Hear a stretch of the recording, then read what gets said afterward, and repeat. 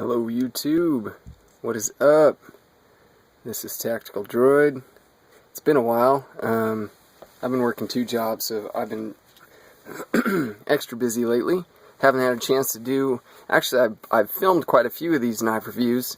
I just haven't had a chance to upload them and get them all ready for YouTube. This one though is a buddy's knife, and I've got to get this done and get it back to him. My lighting's terrible.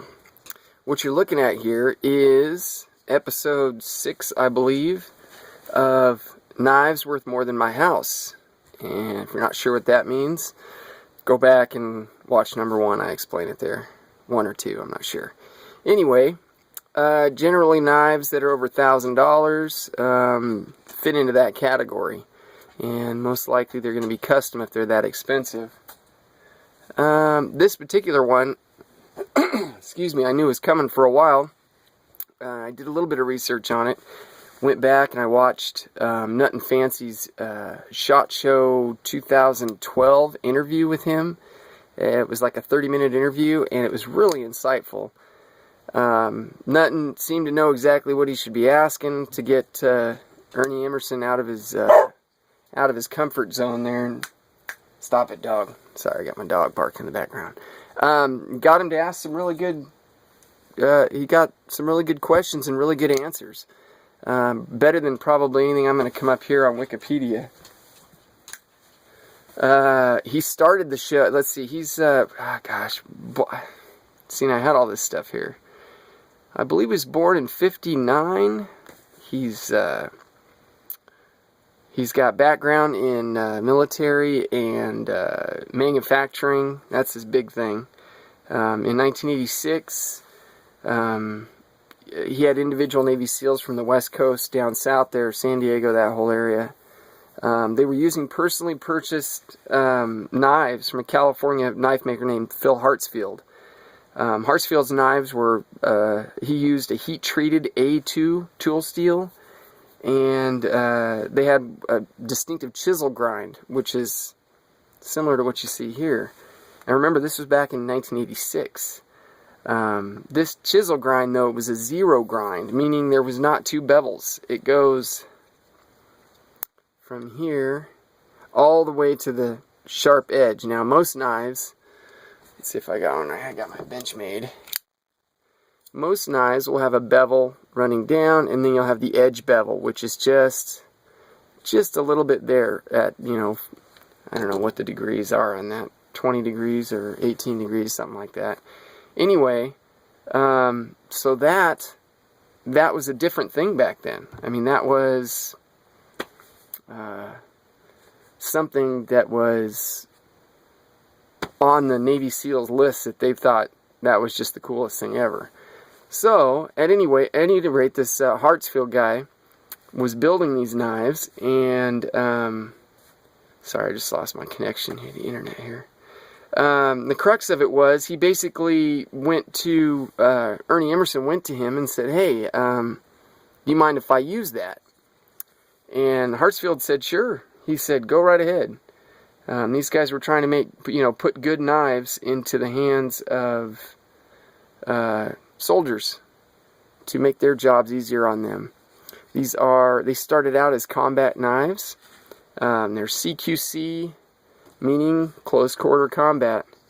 This one here is the CQC, this is the mini CQC 15, and this is out of his Spec War knives, meaning this is a custom hand-built one from Ernie himself. Let's see. A few years later, he started, in 1997, he started Emerson Knives, and that's what we know of today as Emerson Knives. Emerson Knives Incorporated there. That's their website.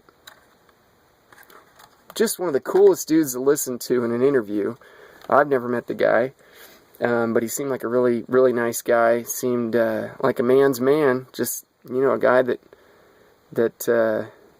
wants to help out the soldiers and get them their right gear. And now, us in the public over the last, 15 years or so have also been able to get our hands on these things, and it's awesome.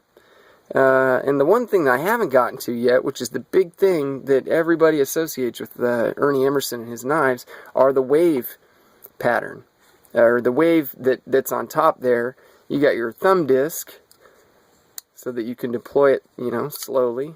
Once it's broke in, I don't even think this knife's broke in, you can do a backwards fling out like that, or you can get a good grip on it and flick it out there. See, it's still not locking in, so it's got to break in a little bit. There's a couple things in here that I noticed that were really neat that I didn't see in the other Emerson that I was looking at.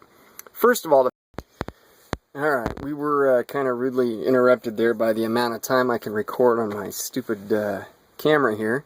Anyway, so what I was about to say was the wave feature. Probably the most recognizable feature that's on an Emerson combat folding knife. At this point, every military contractor, Navy SEALs out of Coronado, police groups, overseas, every single one of the purchases stipulates that the knife have the wave feature.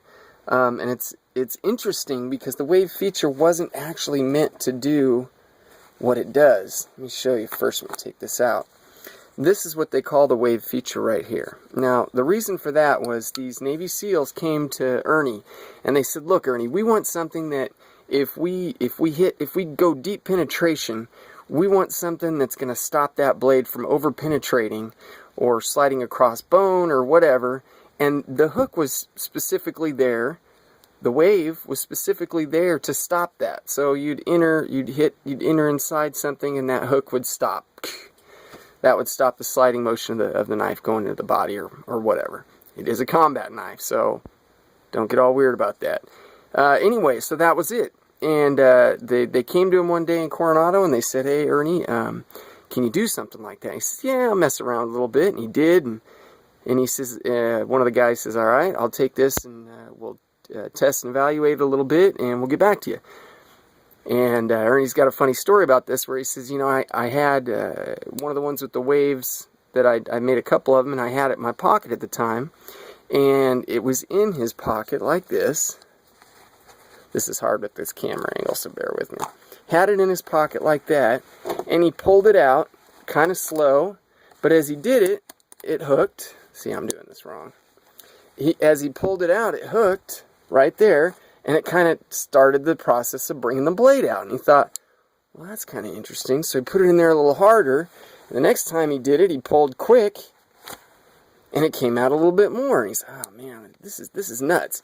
Basically, the phone starts ringing right about then, and he puts it in one more time and pulls it out. And bam, the knife pops out and locks in. Now, when you have your pants on and you're pulling it straight up like that, it works a lot better, let me tell you. Anyway, and like I said, the phone was ringing at the same time, and the guys that had taken the knife, the Navy SEALs, were calling him saying, "Man," and he uses some language here. Oh, don't freeze up again. He uses some language here where he says, "Oh, son of a bitch, you won't believe what this knife does when you pull it out of the pocket." And sure enough, they were describing exactly what he was going through. So he gives them credit for coming up with the idea of the little hook for something altogether different, which was to catch for to prevent over penetration, and it ended up becoming one of his biggest features on his knives, the biggest feature. Let's see what else.